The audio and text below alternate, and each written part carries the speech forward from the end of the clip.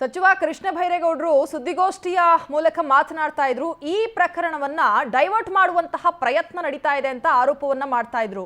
ಏನು ಹೇಳ್ತಿದ್ದಾರೆ ಸಚಿವರು ಕೇಳೋಣ. Society has passed a clear order that any further circulation of these material will be an offence and cases will be booked against them. Government is very serious while they are pursuing the investigation of the main crime. The SIT is also looking into further to prevent the further circulation of these material. So we are very serious about it. Government has passed on this message to SIT.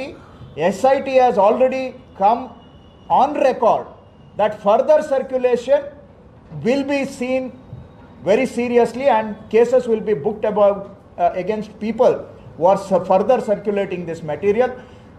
While social media is a difficult domain to govern, but government in its intent and actions, we will be very clear that circulation of these material, we will make all efforts to stop further circulation.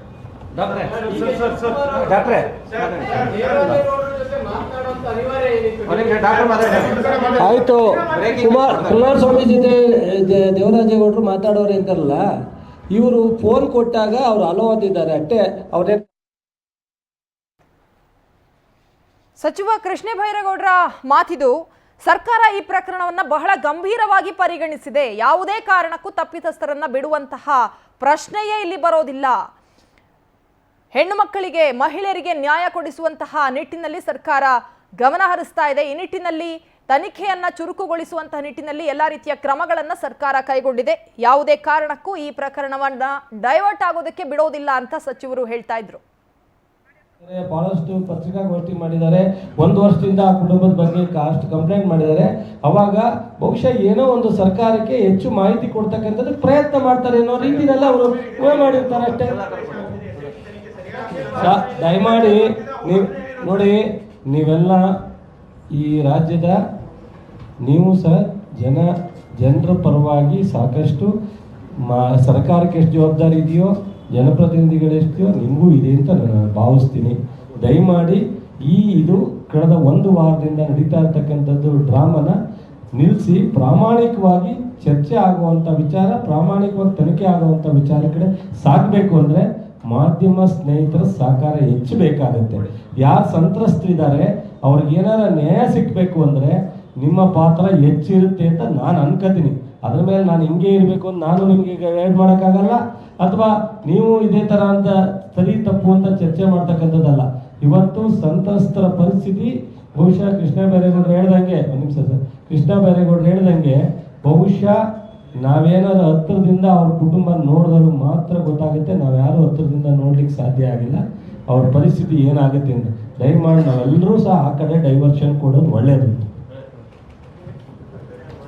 ಎಲ್ರಿಗೂ ನಮಸ್ಕಾರ. ಈಗಾಗಲೇ ಈ ವಿಷಯದ ಬಗ್ಗೆ ಭಾಳಷ್ಟು ಚರ್ಚೆ ಆಗಿದೆ. ನಾನು ಹೆಚ್ಚು ಹೇಳೋದಿಲ್ಲ, ಇಷ್ಟೇ ಇಲ್ಲ. ದೇವರಾಜೇಗೌಡರಿಗೆ ಸ್ಟೇಟ್ಮೆಂಟ್ಸನ್ನು ನಾವು ಗಮನಿಸಬೇಕಾಗುತ್ತೆ. 1 ವರ್ಷದಿಂದ ಅವರು ಯಾವ್ಯಾವ ಹಂತದಲ್ಲಿ ಏನು ಸ್ಟೇಟ್ಮೆಂಟ್ ಕೊಟ್ಟರು.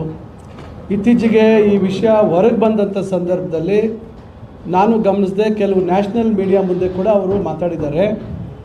ಅಲ್ಲಿ ಕೂಡ ಭಾಳ ಸ್ಪಷ್ಟವಾಗಿ ಹೇಳಿದ್ದಾರೆ, BJP ಅವರಿಗೆ ಪತ್ರ ಬರೆದಿರ್ತಕ್ಕಂಥದ್ದು ಮತ್ತು ಅವರ ನ್ಯಾಷನಲ್ ಲೀಡರ್ಸ್ಗೆ ಇಮೇಲ್ ಮುಖಾಂತರ ಕಳಿಸಿರ್ತಕ್ಕಂಥದ್ದು, ಇವೆಲ್ಲ ವಿಚಾರಗಳ ಬಗ್ಗೆ ಮಾತಾಡಿದ್ದಾರೆ.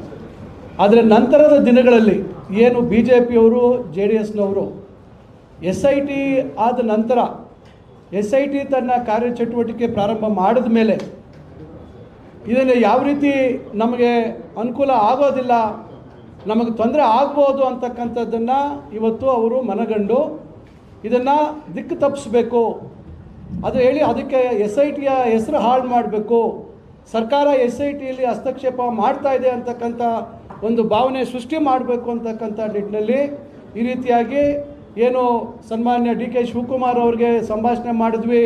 ಅವರು ಹೇಳಿದ್ರು ಮಾಧ್ಯಮಗಳಲ್ಲಿ CM ಸಿದ್ದರಾಮಯ್ಯನವರು ಶಿವಕುಮಾರ್ ಅವರೇ ಇದನ್ನು ಮಾಡಿಸಿದ್ದಾರೆ ಅಂತಕ್ಕಂಥ ಹೇಳಿಕೆಗಳು, ಇವೆಲ್ಲ ನೋಡಿದಾಗ ಎಷ್ಟು ಮಟ್ಟಿಗೆ ಕನ್ಸಿಸ್ಟೆನ್ಸಿ ಇದೆ ಅವರ ಹೇಳಿಕೆಗಳಲ್ಲಿ ಅಂತಕ್ಕಂಥದ್ದನ್ನು ನಾವು ಗಮನಿಸಬೇಕು.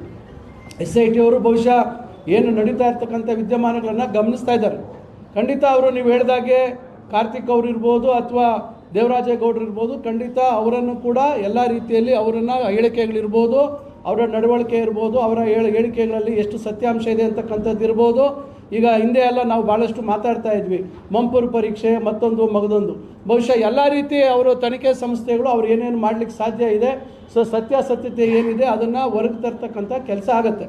ವಿಷಯ ಇರ್ತಕ್ಕಂಥದ್ದು ಅನಾವಶ್ಯಕವಾಗಿ ಈಗ ಒಂದು ಪ್ಲ್ಯಾನ್ಡ್ ಸ್ಟ್ರಾಟಜಿಕ್ ಮೂವ್ ಮಾಡಿಕೊಂಡು ಇವತ್ತು BJP ಅವರು JDS ಅವರು ಈ ಒಂದು ತನಿಖಾ ಸಂಸ್ಥೆಗೆ ಕೆಟ್ಟ ಹೆಸರು ತಂದು ನಾಳೆ ಇದನ್ನು CBIಗೆ ರೆಫರ್ ಮಾಡಿಬಿಟ್ರೆ ನಾವು ಖುಲಾಸೆ ಆಗಿಬಿಡ್ತೀವಿ, ಈ ಮಾಡಿರ್ತಕ್ಕಂಥ ಒಂದು ಏನು ಘಟನೆ ಆಗಿದೆ ಆ ಘಟನೆ ಸತ್ಯಾಂಶಗಳು ಹೊರಗೆ ಬರ್ದಿರೋ ಕೋಲ್ಡ್ ಸ್ಟೋರೇಜ್ಗೆ ಅದನ್ನು ಹಾಕ್ತಕ್ಕಂಥ ಕೆಲಸ ಆಗ್ಬೋದು.